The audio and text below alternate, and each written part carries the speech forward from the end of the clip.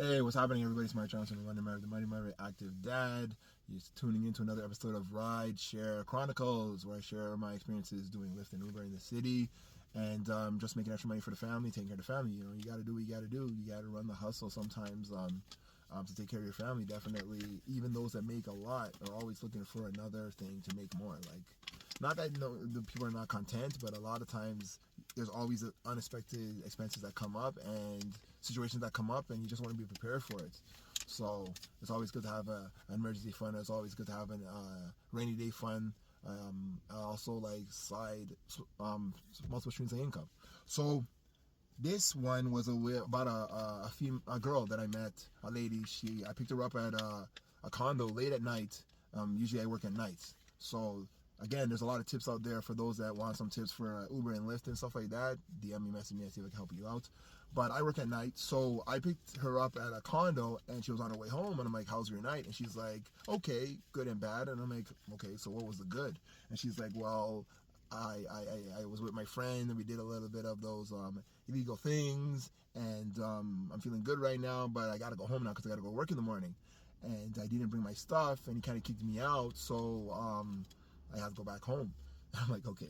So it was a good night and a bad night because you got to go home. Yeah, I got work in the morning. I'm like, okay, cool. So I'm like, oh, so where do you work? And she's like, I work from home. I'm like, okay, so it's not that bad. You're going home, so you work from home. It's not like you have to wake up in the morning and go to work. Like a physical building or something, you could work from home. She's like, yeah, you have that setup. I go, that's pretty good. Good for you.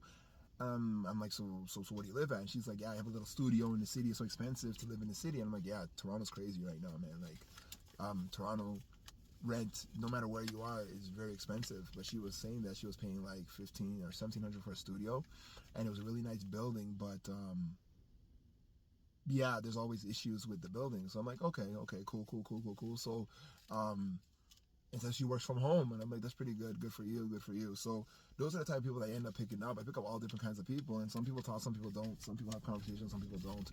But I mean, at the end of the day, she was single, and she was saying that it's so hard to live in a city. And I'm like, well, I live where I live, you know what I mean? We have a large family, so I got to do what I got to do. And she's like, I don't know how you do it. And I'm like, I think she made a decent income. She was living by herself. I think she was making about 50 grand a year. And in the city of Toronto, a lot of people have been complaining, saying that 50 grand a year is not that much money. But if you really look at your finances, again, I'm not judging anybody. 50 grand a year by yourself, paying that kind of rent is not that bad. Like, as long as you budget properly and you do your expenses right. I know those out there that want to bash it and say, oh, that's not that much money. But if you're single and you're making 50 grand a year, that's pretty good. And you have your own place too. It's not like you're sharing with anybody. You kind of have your privacy, you kind of have your space, and you don't necessarily have to move. That's pretty good. But again, like I said, I picked up this lady, and she had to go home because she had forgotten her computer and stuff, because she could have worked from anywhere. But the guy ended up kicking her out. So I'm like, so that's not a nice friend. If the friend kicks you out because you got to go home, it's kind of like you're just I don't even know, like you can't spend the night. That's kind of messed up.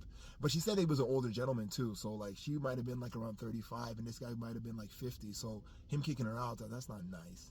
But and then that's what the setup that they had and the arrangement that they had. So again, it is what it is. I'm not judging, but again, those are sometimes people I pick up. You know, we have conversations, we talk a little bit, and then you never see them again. But it is what it is. So that was one.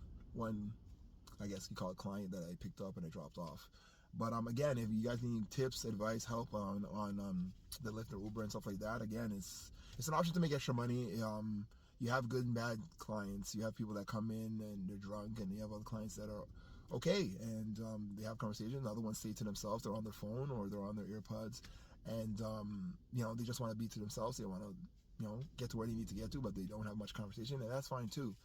And so, yeah, that's a little bit of my life, and a little bit of the Rideshare Chronicles that I'm sharing with you guys with my experiences doing Lyft and Uber and Rideshare programs. All right, take care.